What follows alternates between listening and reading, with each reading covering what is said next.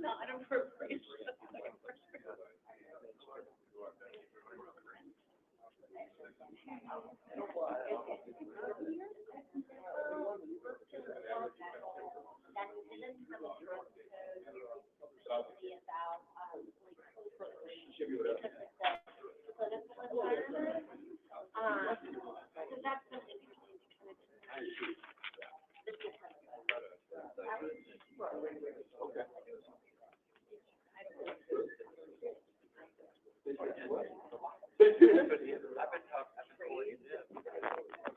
Well, now that you have these ties to Washington, why don't you do something about Medicaid? Yeah,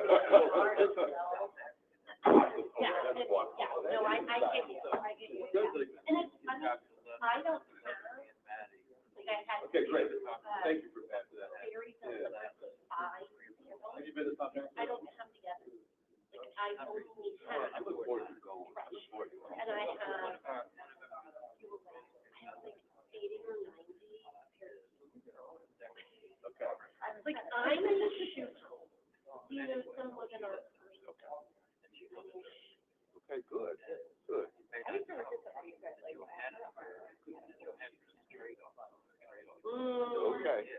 know we had a trick on it. Isn't that something? Huh. There may be an opportunity to revisit. All right. That's what I'm doing. Yeah, okay. All right, we'll get at it. We'll get that done. How's that? Okay.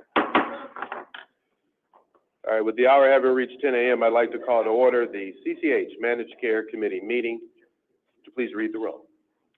Director Harrington? Present. Director Webster-Croft is absent. Chair Lowry? Present. And for the record, those directors also present. Director Skanes? Present. You have a quorum. Thank you. And do I need a motion for remote participation? I do not see anyone remotely connected. Thank you. Any additions to the agenda? No, sir. Public speakers? No, sir. Well, you're going to get us to the weekend quickly, aren't you? I'm trying. I'll now entertain a motion to accept the minutes of the Managed Care Committee meeting held on April 11th, 2025. So moved. Second? Second. Any discussion? All those in favor say aye. Aye. All opposed? In the opinion of the chair, the ayes have it. We'll now hear a report from Health Plan Services presented by Aaron Galiner, Chief Administrative Officer of Health Plan Services. Aaron. Thank you, Chair, and good morning, Directors. Good morning. We'll start today with our usual metrics that we run through, and then we'll also do a deeper dive, especially around our CAHPS and quality measures, member experience measures, and then also cover some topics around our marketing campaign. So our current membership, this is as of June 12th, is 413,000, just shy of 414,000. This is a slight increase from the prior month. Looking forward, now that we're into July, we obviously saw the impact of the HBIA population and the elimination of coverage with that population. So we saw our membership drop to right around 400,000. So we had a loss of about 16,500 HBIA members, and then a net increase in members outside of that of a couple thousand. And we'll certainly talk more about that in the upcoming slides. Yeah, I just want to make an observation.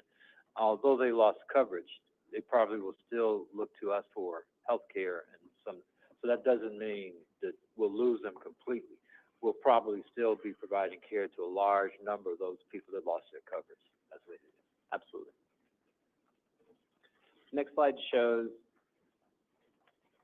the managed Medicaid market. So this data is published from the state and is through April of 2025. You can see our market share has continued to grow. We were at 35.1% here. This is an increase, again, from the prior month.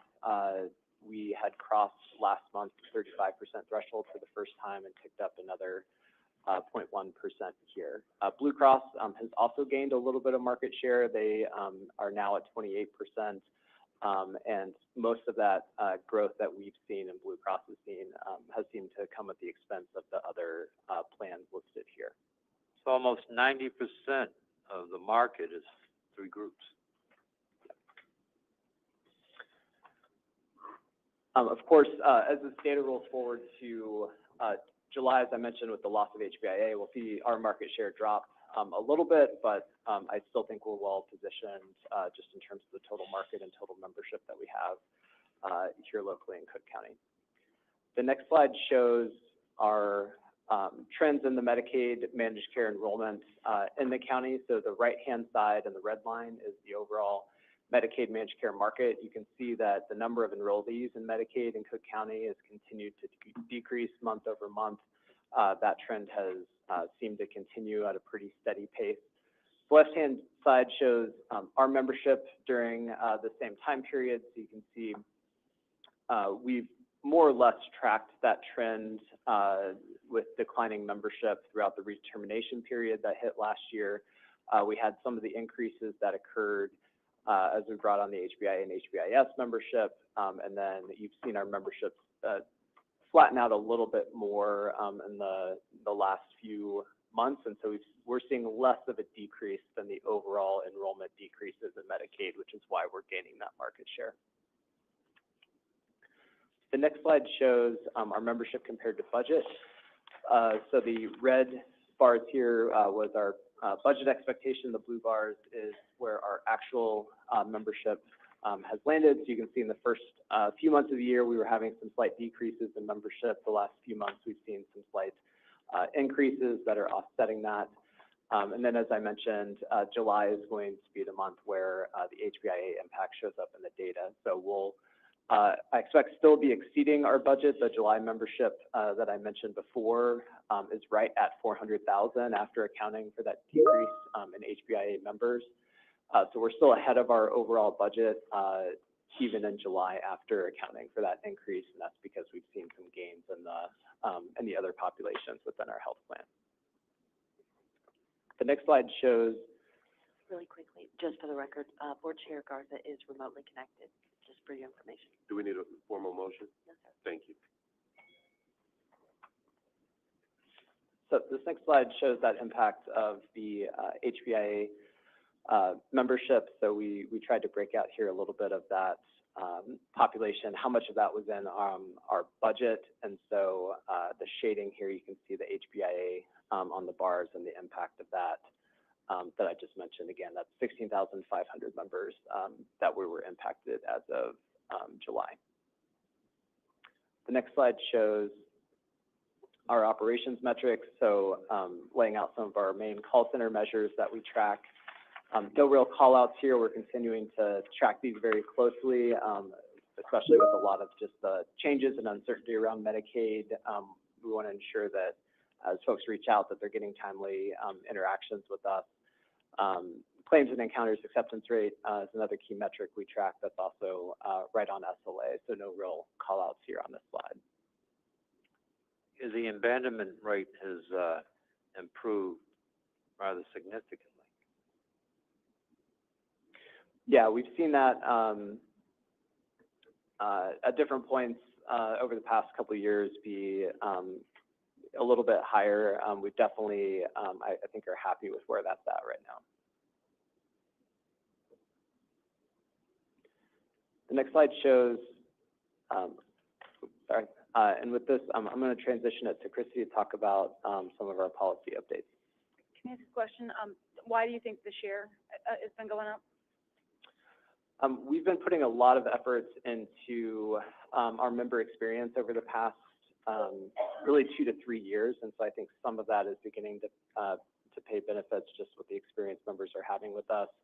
I think we're also seeing a lot of the impact of our current marketing campaign that's out there, which we'll talk about a bit later, but has been a really strong campaign. And then I think the third really important lever is how providers view us in the market and how they recommend us as a health plan to our members. And so particularly our partnerships with the FQHCs has been really valuable in that regard.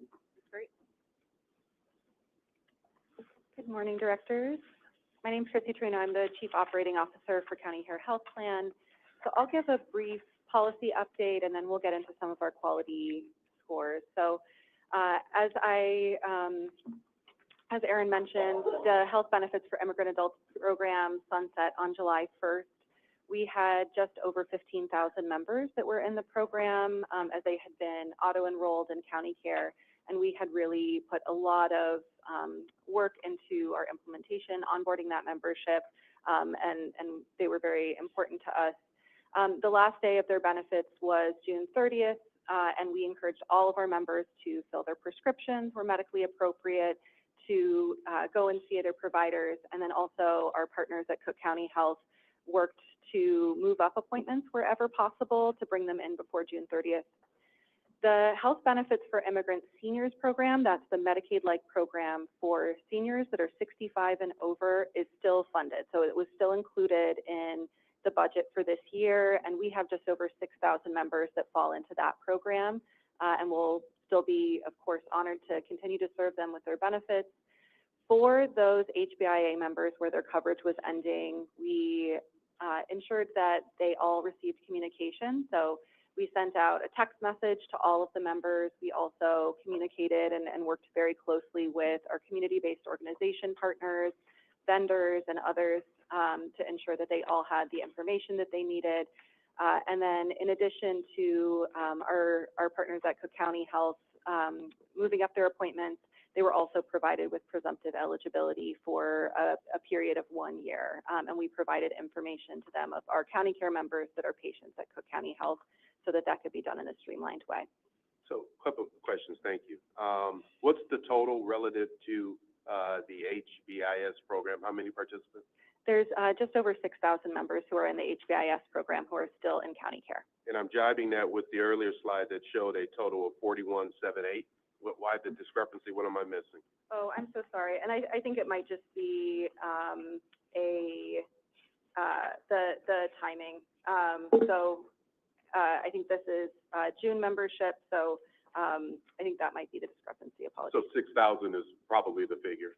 Yeah. Okay. And then second question, how many members of the HBIA program were we able to slide into the HBIS program because of their birthdays or the qualifications?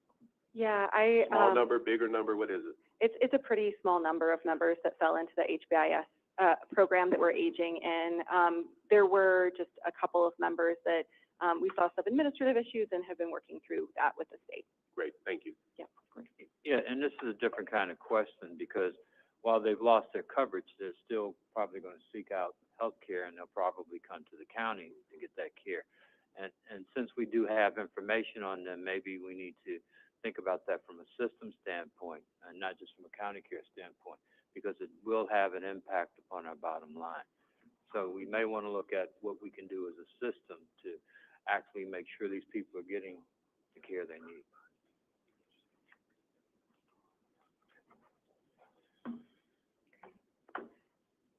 All right, if you go to the next slide.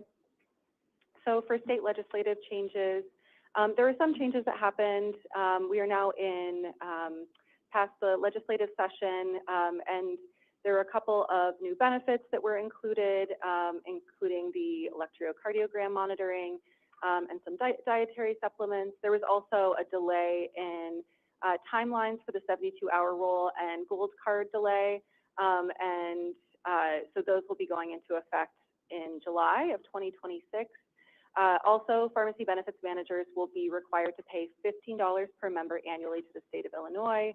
And then last but not least, there's going to be no longer the ability to provide prior authorization requirements for outpatient behavioral health services. And what everyone has been watching much closer is on the next slide, and what's happening at the federal level, of course. So with the passing of the One Big Beautiful Bill Act, which was a sweeping budget reconciliation package, there are going to be cuts of nearly $1 trillion from Medicaid over 10 years.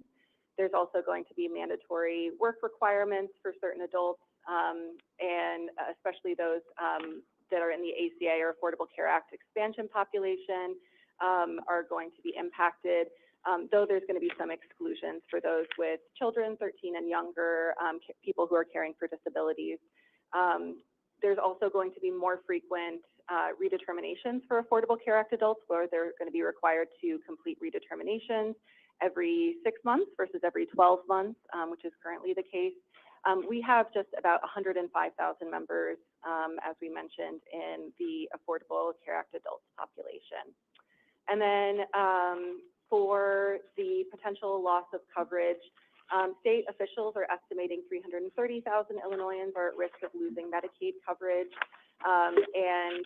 So we will definitely be bracing for those cuts. So that being said, we have a really robust redetermination and outreach team that's been supporting members to keep their benefits with outreach events 5 days a week in the community and providing direct services to folks. Okay, if you go to the next slide. So one of the things that we have begun to do is collect member stories. They are so important to put a face to what's happening at the federal level and these changes that are going to be really sweeping and impacting our members.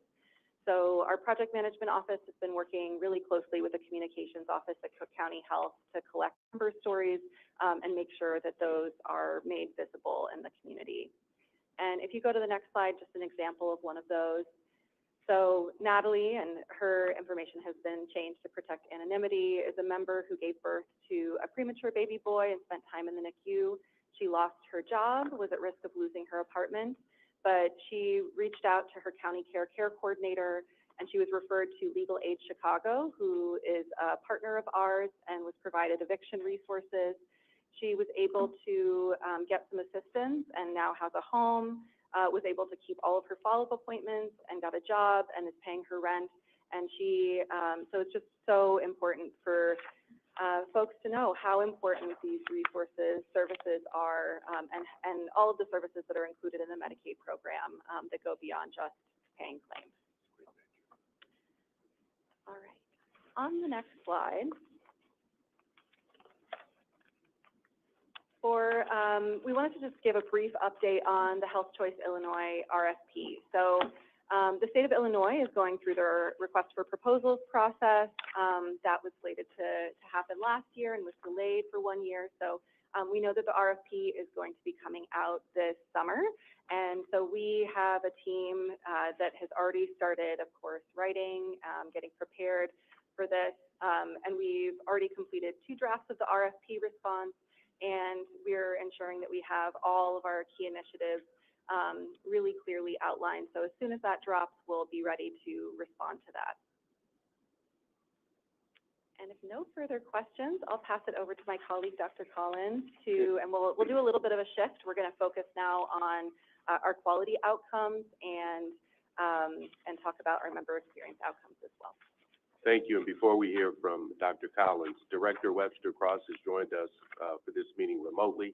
I'm going to plug into Robert's rules, and I will take a motion to allow remote participation now. So moved. Second, any discussion? All those in favor say aye. Aye. Welcome, Director Webster Cross. Dr. Collins. Good morning, Director Yvonne Collins, Associate Chief Medical Officer for County Care. If you could go 2 slides for me, that would be great. So I'm going to review our HEDIS quality measures. As a reminder, HEDIS stands for the Healthcare Effectiveness Data and Information Set. It's used by more than 90% of insurance health plans in the country to look at quality measures and performance. It's overseen by NCQA, and we look at the previous year up until May of the following year. So we're going to review our data for 2024. Next slide. It looks like Board Chair Garza has a question.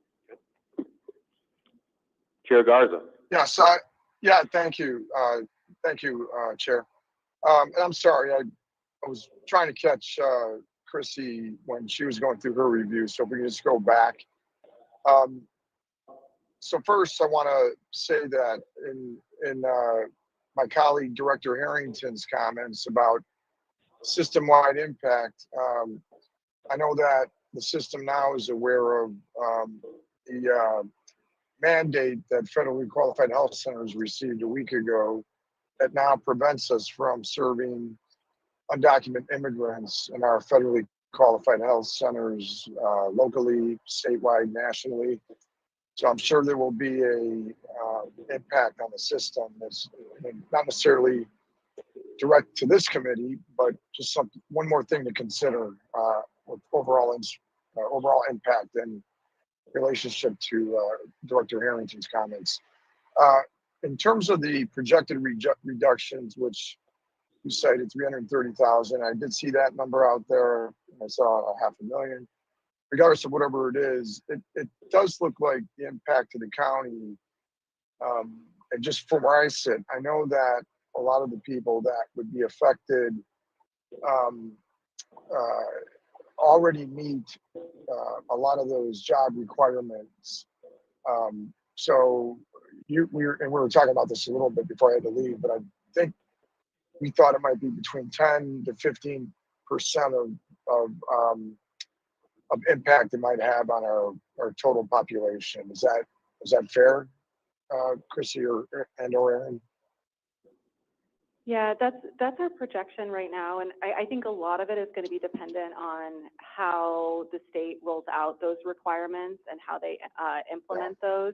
Of course, we know what was already included in the reconciliation bill, but I think a lot of that has to do with kind of the administrative process, because as we know, many people in Medicaid are, and especially those that are under 65 are working. And so the important thing is making sure that wherever possible, we're providing the services that we can to support people to provide that proof and get through the administrative process. Right. And I guess this is a more general question, and I'm sorry I can't see the camera, but maybe if Dr. McCitus is still in the room, I'm wondering at what point will we begin to see that those integration efforts / impact between county care, the health system, which includes the ambulatory clinics, specialty care, the hospitals, where we start to see that that integration between the various areas of county. And I know it's always been characterized under different names, but I think truly in the spirit of what healthcare is, it should be an integrated, more of an integrated characterization, I guess. So I'm just wondering when that starts showing up on, slides as to how we're moving towards a more integrated system, where patients choose to get their care through the county,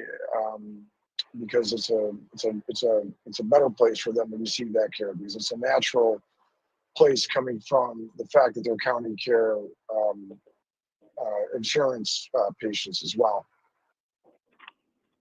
So I'm here, Chair Garza, and yes, I think we have seen a few of those collaborative efforts already with essentially the offboarding of HBIA covered patients, the enrollment into the presumptive eligibility with CareLink, and then the work done ahead of time to try to front load a lot of the visits to ensure that they were getting in before they lost their coverage. So there was a lot of collaboration there. We are having ongoing discussions around as we in the provider arm, as we focus in more of a population health approach, how we can work together with county care to ensure that our shared patients and members, that we're collaborating and coordinating. We're working on empanelment strategies as well, so that we are able to bring in more of the covered patients to ensure that we're both the provider and the plan for those shared patients, and maximize those volumes as well. I think there's a key role for public health as well, so that we're engaging them. So that's very upstream, so that we're talking about preventative measures, educating the populations, and identifying those opportunities to align community members and the covered municipalities to become, CCH patients. I appreciate that, and I just want to say no more questions, but just some comments. Number one, I appreciate the way in which the county system, county care really handled the transition of those HBIA patients from that status to trying to make sure you optimize the window that they had left to get care under a covered scenario, because as I said, it's going to be a very cruel and awful experience for people that get turned away by us because we're no longer able to provide the care. So I appreciate the delicate matter and how that was handled. And finally, I just wanted to congratulate Chrissy on her promotion as COO to the county care plan. So that's all I've got. Thank you, Mr. Chair. Thank you, Director Garza. Okay. Perfect. We can go to the next slide. All right, so I'm going to go through a series of components of measures to highlight what those measures are in addition to our change from 23 to 24. Access to care measures, you'll see access to care is really what we believe is the gateway for the member to obtain all of the services that they need. This is their ambulatory care visits, these are well child visits, these are child and adolescent well care visits. And you can see from 23 to 24, all four of those components of access to care improved. Continuing to look at how those ratings relate to stars as we're moving to a 4.5 star health plan. Next slide.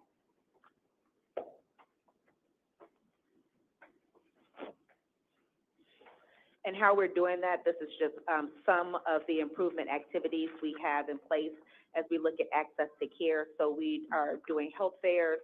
We finished our men's health fair in June of this year, increased, almost doubled the number of men that we saw in that fair. We're planning for our women's health fair in October, looking at a potential expansion of that to some other sites. And we'll be having our inaugural children's health fair in August of this year. Just one component, we know although the numbers may not be vast in terms of looking at populations, it's an opportunity for members to get access to a series of care that they may not otherwise have. Some of the female patients at our fair last year reported it was very nice that they could come in, see their provider, get their pap smear, get their mammogram, get their colonoscopy screening, get their labs done, all on the day that perhaps they didn't have to take off from work. They could bring their children with them when they came. So that's why we think that's important for access and engagement.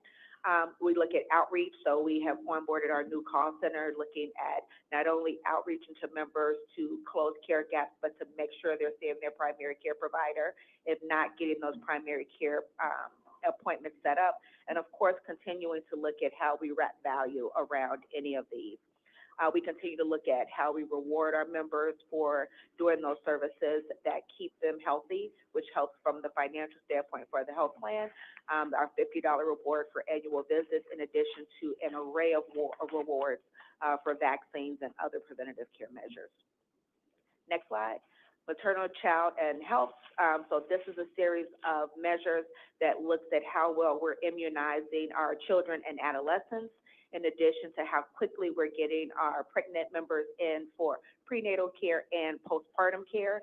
You can see 80% of these measures improved from 23 to 24, but I will highlight when we look at the measure ratings for 24, 4 of those 5 are at 4 stars, which is great. We are looking intentionally now at prenatal care. I think this group knows that where our members live now on the south and west sides, those are deserts in terms of where, not only where they can get their care, but where they can deliver. So really looking at how we're using our community partners and FQs to not only get members in, but continue to hopefully tie them to care. We did a geo-analysis where we looked at our members actually getting their postpartum care, where they're getting their prenatal care, and we know that they're not. So looking at how we improve that, because we think that that will also improve the timeliness to both prenatal and postnatal care. Next slide. I think I talked faster than the slides.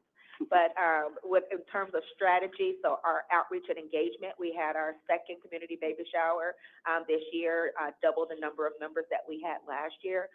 Again, an opportunity for engagement. We arranged transportation to and from for those members. They were able to get their rewards on site. They were able to get education around prenatal and postnatal, the importance of prenatal and postnatal care. We had a crib challenge so they could learn what should and should not be in the crib when the baby's sleeping and how the baby should sleep. In conjunction with that, they were able to get on site that day their car seats and sleep safe kits. And it was an opportunity again for us to also tie them to services with some of our community-based partners. That becomes really important for collaboration. We, as part of our maternal child team, we have several of those members that sit on community groups and advisory boards, so that everybody understands the importance that this population has to county care and continuing to build relationships. We hope that all of that is driven by data. We're in the midst of required prenatal performance improvement plan by HFS to really look at how we're moving the needle on access, timeliness of prenatal care. We are looking at how we expand our maternal child services. We are very excited about the implementation around doulas and lactation counselors and how that helps bridge the gap for some very vulnerable populations. And then looking at how we enhance our team's education around maternal child health, having lectures with them so they understand why we do the things we do in terms of prenatal appointments, what kind of conversations should they be having for them postpartum, and why not really just those 6 weeks, but that entire year postpartum is important in terms of following up of diagnoses that were diagnosed prenatally, following up on depression screening, again, to ensure that they're staying within the realm of care. So lots of work around the maternal child health component. Next slide is around our chronic diseases. So, of course, when you think about chronic diseases, those are those things we talk about so very often: high blood pressure, diabetes, asthma. You can see 100% of our chronic disease measures improved from 2023 to 2024. And I'll also highlight that there's one 5-star component there, 4 4-stars, and 1 3-star, but all improvement. We're really looking at, in terms of chronic diseases, Dr. Makaitis said it earlier, but we have to look more at prevention, way upstream before we're talking about how we control blood pressure. How do we actually prevent our members from actually being diagnosed with blood pressure? So as part of our 4.5 strategy, we're really looking at honing in on high blood pressure and diabetes from a programmatic thrust, not just looking at various components, but very happy with the improvement in our chronic disease measures. Next, yes.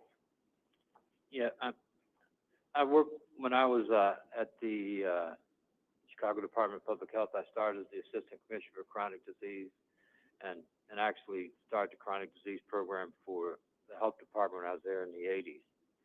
But anyway, the ways that we can get at this, and it is prevention, it's primary prevention, and they're very simple, and I think it's important to state it.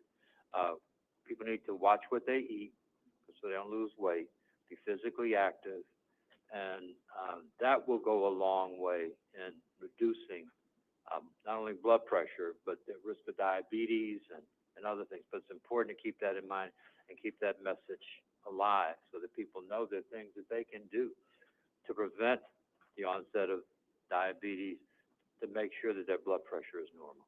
Absolutely, totally agree, 100%. And not only is that better prevention and treatment, but it's a significant savings to the health system and the health plan. Yep. Next slide. Just some improvement activities that we have around chronic disease. So Director Harrington mentioned it. We have our medically tailored meal programs that fit within our food care program, where we highlight not only diabetes and hypertension, there are others, but for this particular, for chronic diseases, really looking at how do we begin to have conversations with our members around how they should eat and what they should eat, but doing that really in a culturally sensitive way so that you don't just remove the pleasure that people have with eating because it's communal. We're also looking at, in-home testing. How do we begin to work with partners that will go into our members' homes to do labs, to do education, to do vaccinations? We try very hard each month as we get updates to our care gaps to get those reports out to our providers so that they are able to work intentionally with their members that are impaneled to them. Value, continue to not only look at the volume that you have with our members, but the value that you provide and how you're helping us move the metric for our quality metrics. Our pharmacy team, I hope you see at the end of the day that we tend to work end to end in the health plan. We think everybody has a role in moving our HEDIS measures. And so our pharmacy team has done a lot of work beginning to look at adherence to medications and outreach to our members that are suboptimal in terms of their adherence and management of some chronic diseases. We'll continue to promote our rewards. We're hopefully going to roll out our population health RFP that will help us also with chronic diseases. Our new call center partners will help us with scheduling of appointments for chronic diseases, and really continuing to educate our members around healthy behaviors, and how to better manage those chronic diseases. Next slide is the focus on behavioral health. Again, we talk about behavioral health from so many components. This is ED visits, this is hospitalizations, this is if you have substance use disorder, are we getting you the treatment for the timing that you need? I'm happy to report, again, all of those metrics improved from 2023 to 2024. Again, lots of opportunity around behavioral health, but we are been working internally with our teams in terms of how they outreach members, how they can close the gap on the phone with that initial conversation, some other value-based contracts with providers that really look at how quickly they get our members into care, how they get them into follow-up, how they maintain that care. Looking at now, are there opportunities for us to do some in-home pharmacotherapy around opioid use disorder, but significant improvement, but again, significant work that we're looking at around behavioral health. Yes. It makes me think about people that are called unhoused, not homeless, they're unhoused. Do we know what percentage of our patients might fall into that category? Because it's a lot harder to get Into the unhoused category? Yeah. So if you look at unhoused from all of the definitions, whether they are shelter-based, couch surfing, literally homeless, about a fourth of the population of our county care population. Okay.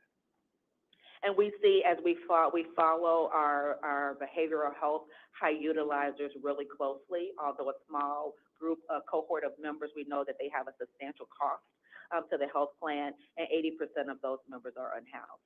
And so really looking at not only how we get them housing, but how we get them housing that includes some of those wraparound behavioral health services is going to make the impact. Other questions? Next slide. These are just some improvement strategies. We have our behavioral health initiative, what we're calling now 3.0, really getting our transition of care teams and our care management teams to take ownership of those members where they are, whether in the community or in the hospital, really looking at how we can better promote not only telehealth, but access to behavioral health. We really recently looked at all of our behavioral health providers that we have contracted with us, who has actually seen our members, and we have a pretty large component of our contracted providers that haven't seen any of our members. So we've done some outreach to them to ask questions about why. How do we get our members in? What are the challenges that they're seeing so that we can continue to work on access? We have a value-based contract with a large cohort of BH providers, and looking at, is that making an impact? And all of that is driven by not only data, but the improvements that we try to make around data. We are building relationship with some of our high-volume facilities. We started either monthly or quarterly sessions with some of our high-volume facilities, so Mount Sinai, Loretto, Chicago Behavioral Health, River Edge, probably missing somebody there, but really looking at them getting to know us learning what their challenges are, and try to really hone in on the importance of our care managers actually being on site with the member when they're there, because we know very commonly that once they leave that facility, we may not see them until they're in the next facility. How do we close some of those gaps while they are actually in the hospital? And then leveraging our work groups. We have a behavioral health work group both for adults and children that really look at strategy based on the data that we put out for us to look at, is there something that we're not doing? What could we be doing better? And constantly looking at that rapid cycle of how we make improvements around behavioral health. Next slide. The final component is cancer screening measures. As you can see, not as much improvement as we would have liked for cervical cancer and colorectal screening. Happy to report breast cancer screening improved almost 2 percentage points. And we really are looking at some varied ways of how we will move these measures forward. Next slide. Breast cancer screening will continue to have our fares, but mobile mammography, beginning to look at, can we bring mobile mammography units into communities that we know are disproportionately impacted? Can we bring those mobile mammography units to our redetermination and outreach events to try to get more members touched? We started late last fall, what we call Cologuard bulk ordering. So for those of you who may not be fully aware, Cologuard is one of the ways that we can do colorectal cancer screening. We know a lot of populations, they don't want to take the PrEP, they don't have somebody that can bring them, they don't have somebody that can take them home, they don't want to be put under anesthesia. This is one way for us to really non-invasively, because it's done at home. The kit is sent to the member collects the stool, sends the kit back, it's tested, and then we do follow up on those positive results to get them into colonoscopy. So just in our initial 6 months, we've touched and tested more than 3,000 members. So we think that may be a component that works, because there's still a backlog just about everywhere locally for screening colonoscopies that hasn't been overcome since the pandemic. And so we have to find alternatives to get those members screened. And then again, looking at incentives, how we prioritize providers that perhaps can help us close those gaps. Some of our provider groups are looking at pap smear days, where that's the goal of the day. Women can come in from the super group, get their pap smear done, because unfortunately, as a gynecologic oncologist, I hate to see it, we've made no significant strides in moving the number of new cases or deaths related to cervical cancer, which is probably one of the most preventable cancers. So some focused strategy on cervical cancer in the coming year. But that's just a summary of some of the activities that we have around our HEDIS measures. Wanted to give you guys some insight into where we think we're ending the year related to HEDIS measures. We get our final results in September, but we are pleased with the progress, and we'll continue to move forward. Happy to take any questions, and I think that is my last slide. Well, let me say first, that's a wonderful report, and I want to share, and this is really from the category, making sure the left and the right hand are in unison.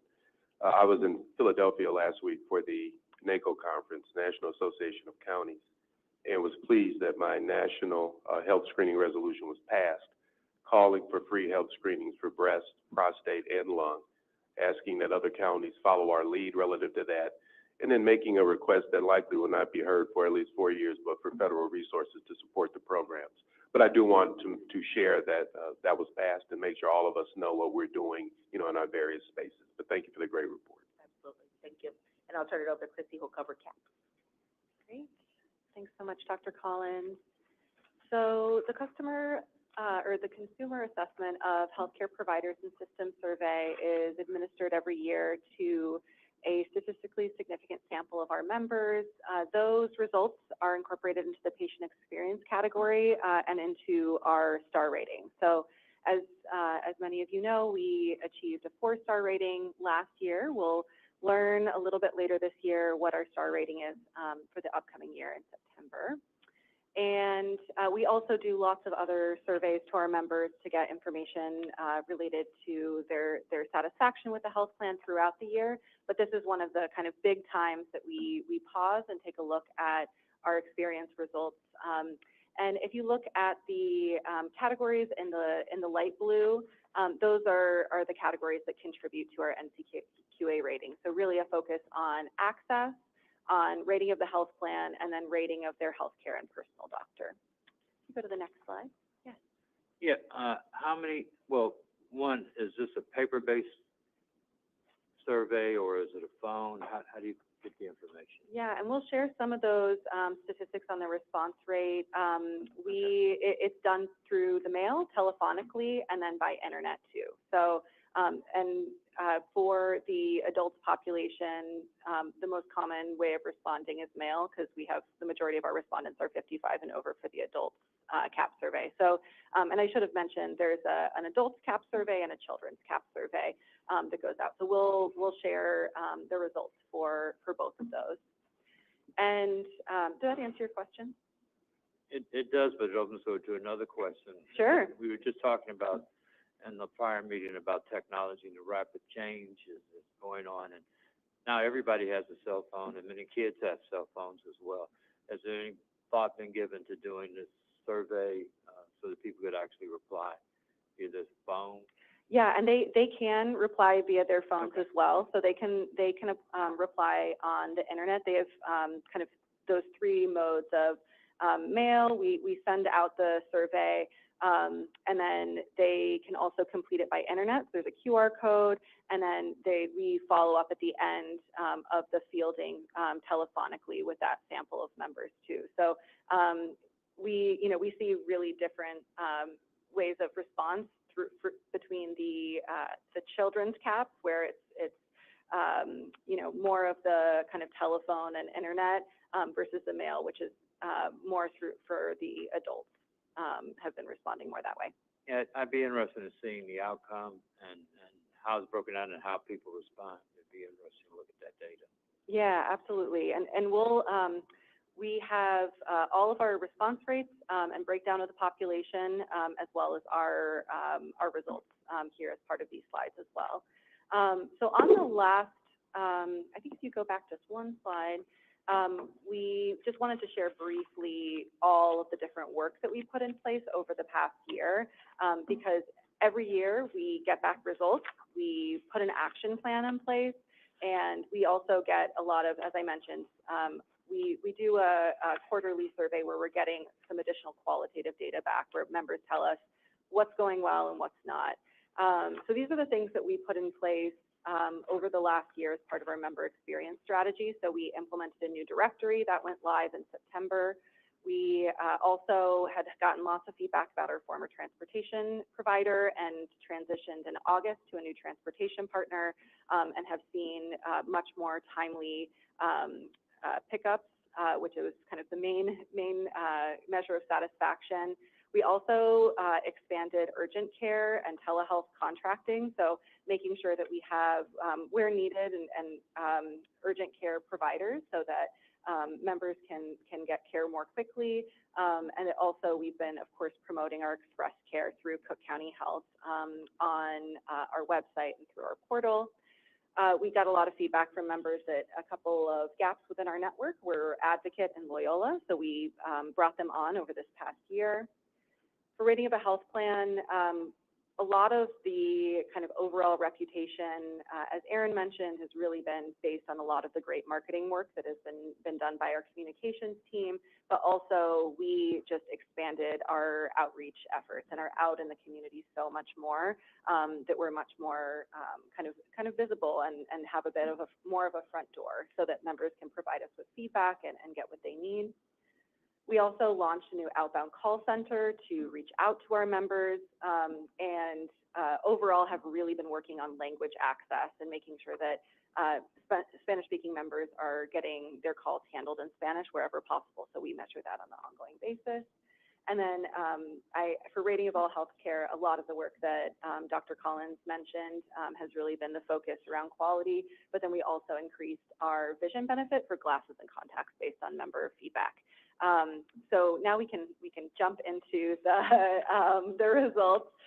And so here are our response rates, and getting into your question around how people responded to us. So we had a total response rate of 418 members, which is a little bit of an increase from the prior year. We had quite a bit of an improvement in Spanish language engagement, with 97 members responding in Spanish.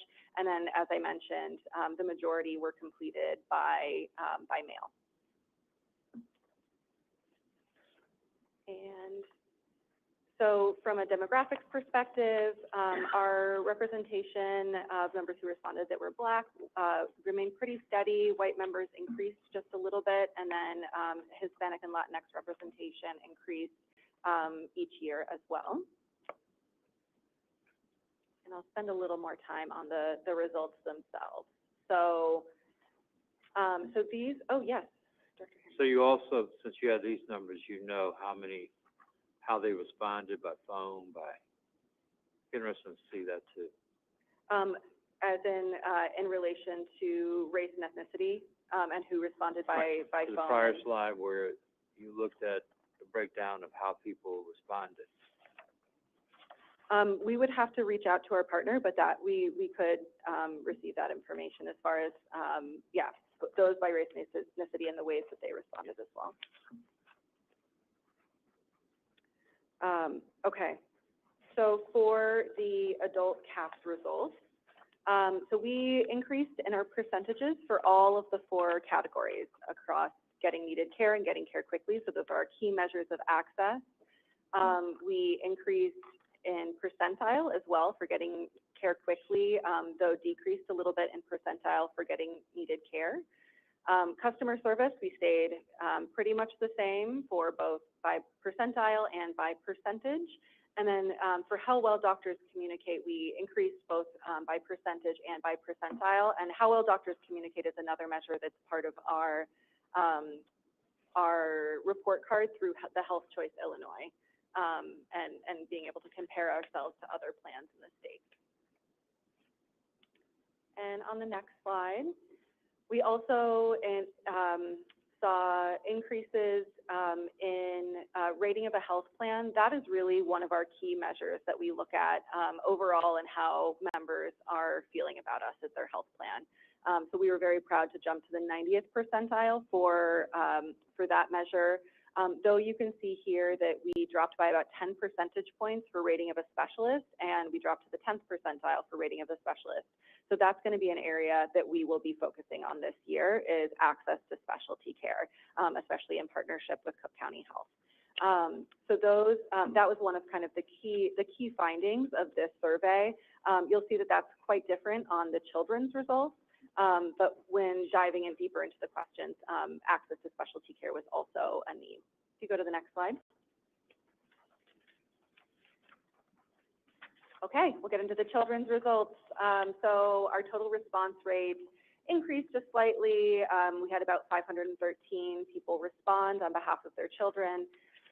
We had more folks responding in English, but the Spanish responses remained just about the same.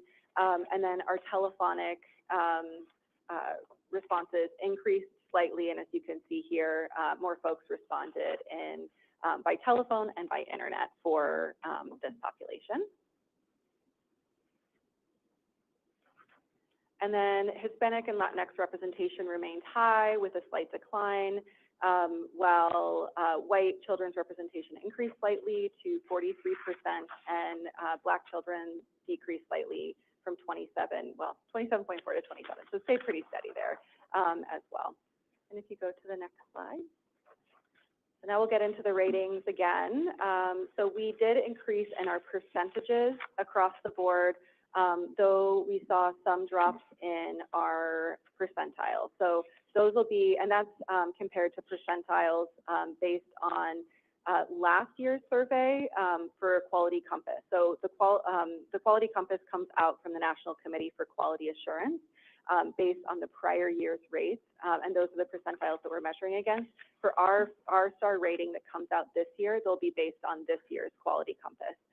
So those percentiles could change slightly, but directionally we still use them so that we can make interventions in support of our members. So we saw and similarly for customer service, saw a similar percentile and a little increase in percentage. You can go to the next slide. So for all of these 4 rates, and we saw an increase in our percentage, though rating of a health plan, as I mentioned, is the area that we really focus on. We were at 75%, which was quite an increase in our percentage, but a little bit of a drop in the percentile. And then you saw a huge increase in rating of specialists, which is very different from what we saw on the adult side, but we are still going to be focused on increasing access to specialty care. That's going to be an area of focus. All right, so what comes next?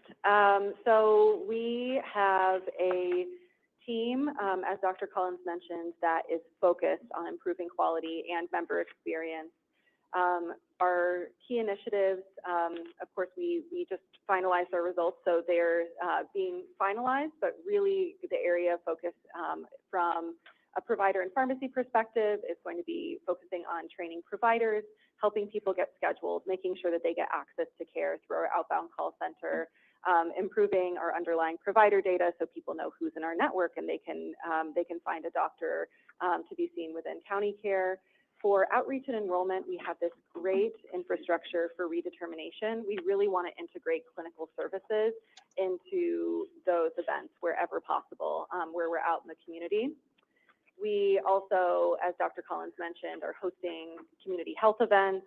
We have a children's fair coming up in preparation for school in just a little bit, and expanding text messages and making sure people know what they qualify for. From a data perspective, it's about getting more data in so that we can really know who has care gaps and support them with getting access to care. And then from a program and benefits perspective, continuing to create educational campaigns and do really tailored activities. We're going to be focusing on diabetes and high blood pressure. And then we realized that while we did this great implementation for our new transportation vendor, we still provide a lot of rides, we need to ensure that more people know about the transportation benefit as a Medicaid covered service. So we'll be promoting that. And I think that is my last slide, and I'll pass it over to Alex Normington to give a marketing update.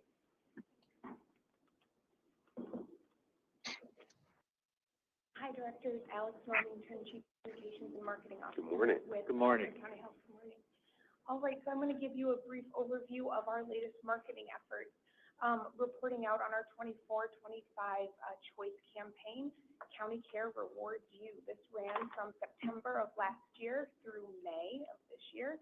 That's a really critical time for us because we have a good mass of our members who are going through their choice period, the time where they can select what Medicaid plan they'd like to join. The goals of this plan are always member retention and member acquisition.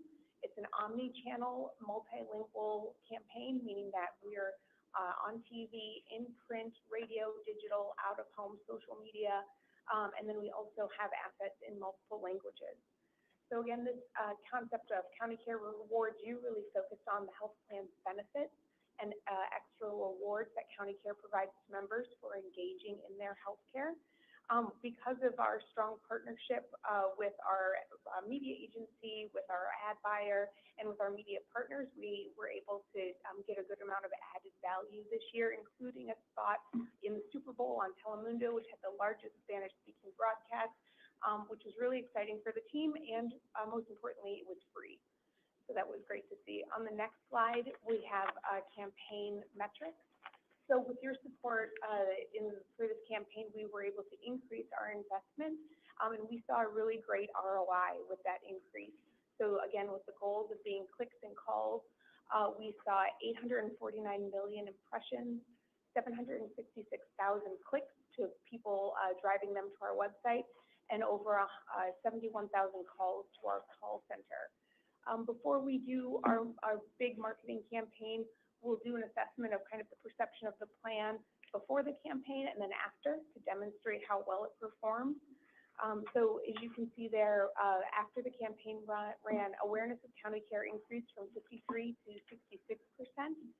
Our net promoter score, the likelihood of someone to recommend the plan, increased from a plus 47 to a plus 61. And then our NPS for those who specifically saw a rewards ad, the score was a plus 75. And that's really exciting for us when you think about insurance, kind of an average net promoter score is a plus 29. So these are really great results, and we're really happy to see that. On the next slide, we'll see more about how this impacted our membership. In past years, this has been a really easy slide to explain.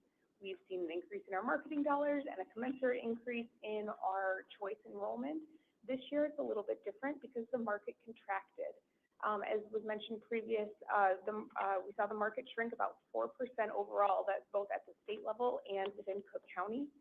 But despite this contraction, County Care was actually able to increase our market share by 1%, increasing our lead by 7 points over the next competitor.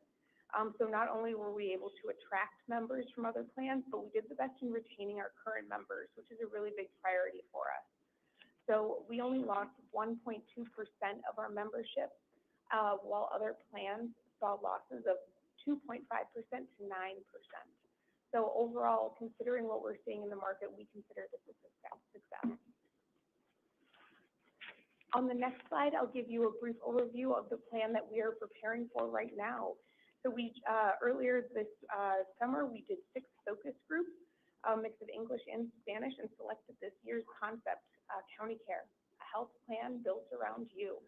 So this will target our, prime audience, which is African American and Hispanic women, particularly moms who make healthcare decisions for their families, both in, our historic zip codes where we have a high concentration of members, and what we've determined to be our opportunity zip codes where we have the most room for growth. On the next slide, I want to talk a little bit about the CAPS pilot. So, you know, as Chrissy shared, CAPS is a real big priority for the health plan.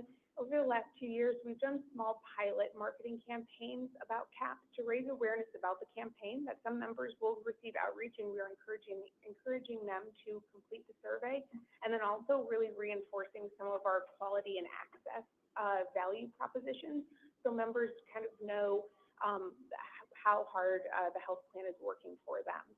So these are the results from last year's pilot campaign. And then, you know, we did see a good increase in some areas and successful engagement in the CAPS campaign.